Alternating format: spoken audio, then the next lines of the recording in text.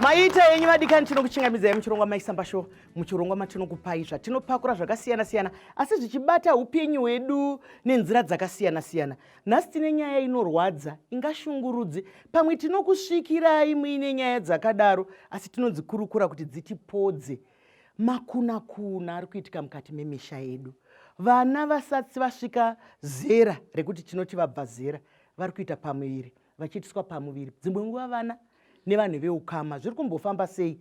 Vana vatingati mateenagers pachirungu vari kuita pamuviri. Chiko chiri kumboitika? Regai ndikuchingamidzei mese nouwandu hwenyu ndoziva kuti mabva kwakasiyana siyana.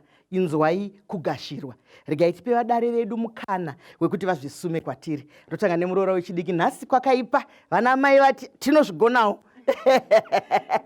Mai Chisamba, zita rangu ndinonzi Otilia Chinyani, ndinoshanda neboka remadzimai rinonzi Katswe Sisterhood, rinoshanda nevasikana nemadzimai echidiki maringe neutano hwavo nekodzero dzavo. Tinokutendai nokunge muri pano. Mazvita Dr. Mai Chisamba. Ndinonzi Chief Inspector Sengwe, ndabva kuZimbabwe Republic Police Victim Friendly Unit, uko kwatinoona nezvekodzero dzevana, vanhukadzi, uyezve tinoonawo nezvemhirizhonga mudzimba, tichiona nezvedomestic violence. Mazvita. Tinokutendai nokunge muri pano. Mazvita Mai Chisamba. Ini ndinonzi Deborah Mwase, ndinobvawo zvakare kuKatswe Sisterhood, zvakare ndiri Gweta. Tinokutendai nokunge muri pano. Kutenda kwakaperera ndakamirira mese tiri kukuisa nhasi kune veKatswe Sisterhood vatipa chikuva chekuti tigone kukurukura. Asi tiri pachikamu chino, regai tigashire sabhuku vatiinavo. Saka nemagariro tinogashira vakuru vedu nokuti vanotipa mumvuri. Regai tigashire baba Makuwerere. Tinokugashirai baba. Tinokutendai. Tinokutendai nekunge muri pano. Tichazokupai mukana wokukurukura nesu. Chii chiri kumboitika mukati menyika, kunze kwenyika, nokuti nyika yese yakunge dunhu rimwe chete. Nyaya dzatiri kukurukura idzodzi dziri kuno, dziri kune dzimwe nyika. Regai nditange nekuchikuva. Ndombouya kwauri Otilia. Chiko chakumboitika? Mazvita Mai Chisamba, ndofunga takatarisa nenyaya yamataura yemakunakuna.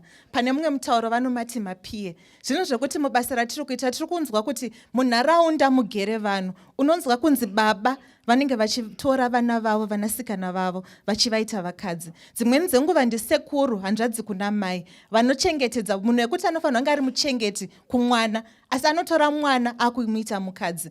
Ende kazhinji panoitika nyaya idzi mukufamba kwatinoita, mukushanda kwatinoita munharaunda dzakasiyana siyana. Ende haisi nhau yekuti inonzi inoitika kumamisha, inoitika zvakare nemumadhorobha. Nyika yese nyaya dzakadai dzinobuda, yekuti kazhinji vanhu vanotya kutaura nezvazvo. Zvinhu zvekuti zvinoitwa nge zvinotaurwa samakuhwa kunzi pambapo zvinoitika, nekuti kazhinji kachona zvinonzi murume anozviita kazhinji ndezvemushonga kana kuti zvine ngozi. Zvinhu zvezvo zvekuti zvinoitwa ngezvinhu zvisingakwanisike kutaurika pajekerera, asi zvinhu zvichiitika munharaunda mugere vanhu. Ndizvozvo mashoko echokwadi ari kutaurwa nai. Zvinorwadza. Panotori nevatiri kutandadzana navo izvozvi, vari kuitwa izvozvo, asi munogona kuzvimhan'ara, munogona kubuda pachena. Mazuva ano kune nzira dzakasiyana siyana dzekuburitsa nyaya. Ndouya kwamuri Chief Inspector. Mazvita Dr. Mai Chisamba. Iyi nyaya yatiri kutaura nezvayo inyaya inenge ichisuvisa zvikuru, asi semapurisa eVictim Friendly Unit tinokurudzira vanhu kuti munge muchitaura, munge muchimhan'ara, nekuti dzimwe dzenguva mukusamhan'ara ikoko vanhu vada kukoshesa ukama husipo. Mwana abatwa nabamukuru, makutanga kuti hanzi ngatigarisane pamatare tinzwe kuti bamukuru vanozoita sei. Bamukuru havana kumbozvona sabamukuru pavanga vachibata mwana, ende bamukuru havana kumboremekedza nyangwe nemhuri yacho yamuri kuti vanhu vanozoti chii, yeye kuchengetedza zita. Harina kuchengetedzeka because matofumuka uye maakutosekwa. Saka semapurisa tiri kuti ngadzimhan'arwe nyaya idzodzidzi, tibvise nhubu munharaunda medu. Pane nzira here yavanogona kudzimhan'ara inogoneka kuti vanhu vabude pachena, nekuti pada inherera iri kutochengetwa mumusha imomo. Zvinokuti aenda anomhan'ara kuti ivo vari kundichengeta ava vari kundiita izvi, zvinogoneka here? Vangaite sei? Mazvita kumhan'ara tine nzira dzakawanda dzokuti tingakwanise kumhan'ara nadzo. Mwana anogona kutaurira kana mumwe munhu oenda papolice station onotaura nyaya iyoyo. Kupolice station isi tinotora nzira dzinonzi matip offs, tinotora matip-offs, ende kana mukanditendera ndinogona kupai futi tine WhatsApp platform yeZimbabwe Republic Police yekuti munongogona kutiudza kuti mukaenda panhamba yakati yakati munogona kusangana nemwana akati ari kusangana nedambudziko rakati, mhuri yekwanhingi kudunhu rekwanhingi vari kuita zvakati. Isemapurisa tinogona kuenda ikoko tonoona kuti tingabatsikanisi. Mashoko akanaka. Vanozviita zvechokwadi. Tiri pachirongwa pano, regai ndikupei nemufaro. Pana vakati kwenya vakataura kuti Mai Chisamba pakati pane mwana ari kuitwa zvakati. Tikataura neve victim friendly vakatosungwa. Saka mwana iye akatotorwa akatopiwa kuti achengetedzwe kumwe. Saka ndokubatsirana kwatinogona kuita. Ndiri kuuya kwauri iwewe segweta redu. Otilia ataura kuti pada vanhu ava vanotenda zvemushonga kuti mukati vadai ndokuti izvi zviripike, kuti mudai zvididi, tiri kuvachengeta pano zvazodai. Zvinoitwa seiko? Muziso remutemo kune zvemushonga iri zvingashande pavana vadiki, nekungoita nhumbu dzevana vadiki izvozvo idambudziko ratingafambe naro sei? Mazvita Mai Chisamba. Chekutanga ndechekuti vanhu vari kushandisa nzira dziri kunze kwemutemo kuti vagadzirise matambudziko avanenge vasangana nawo munharaunda kana kuti mumhuri.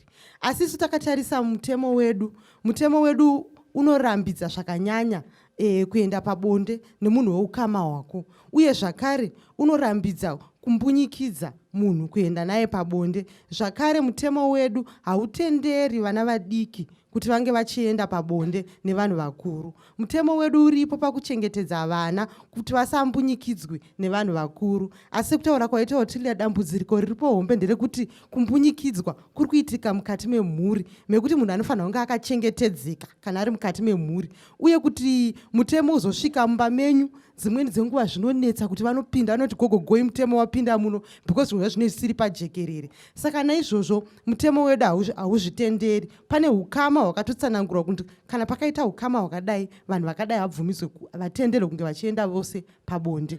Ndizvozvo mashoko makukutu. Inini ndiri kushaya kuti unhu hwedu, ubuntu hwedu hwaenda kupiko, nekuti isusu takagara tiri vanhu vanotya ukama, nekuti kana seni ndinoyera dhuvi handiti, asi ndikada kuroorwawo nemurume wedhuvi panotomboitwa chidare nai kuti panoda mombe yocheka ukama, panoda kunzi padai. Ko kana tichiremekedza mitupo yedu kuti inotisunga seukama, ko weropa wekuti hanzvadzi yamai vako, baba vako, kuna nababa vamwe vari kuzviita mukati memisha sekutaurwa kwazvaita. Ndowe pauri mwanangu? Ndikuda kutaura pamusoro pevanhu vakura vaiva vanenge vachishaya chikafu, vanenge vachiziva chini. Kofukoya munhu achiti inini ndine mari, asi kana uchida mari iyi tanga wandipa chini mwana wako achiri mudiki.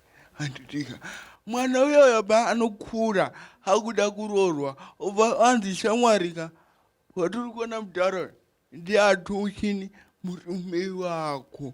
Saka ndikuda kutaura pamusoro pevanhu kuti vanoita sei.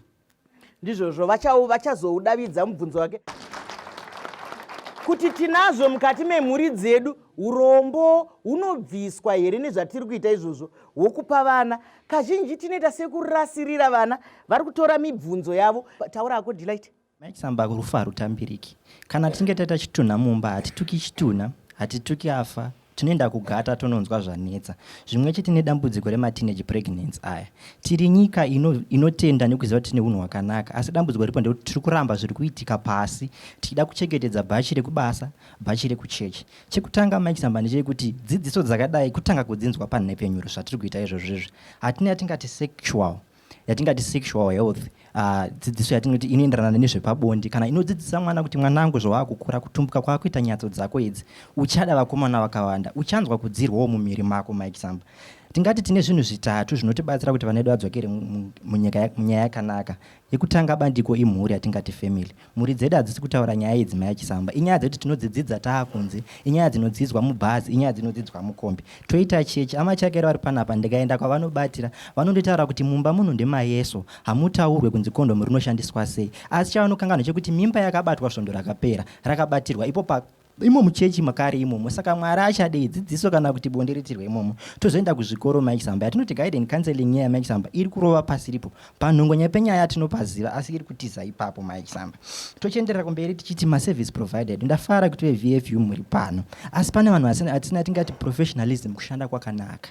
Munhu anenge aenda achida kunonzwisa haana kubhinywa. Ari kuda services. Kuti naye officer sikarudzi yangu iri kuita ichidai. Ndobatsirikana sei? Unonzwa chinzi kakasvenukisa wakazviona sei? Ipapo mwana matomudzinga padhuze nedama remutemo kuti aende kukatswe kure chichaitika chii? Ndizvo zvorega ndizopurura tichingotsokai kwamuri sekufamba kunenge kuchita chirongwa. Ngatisangane muchikamu chinotevera.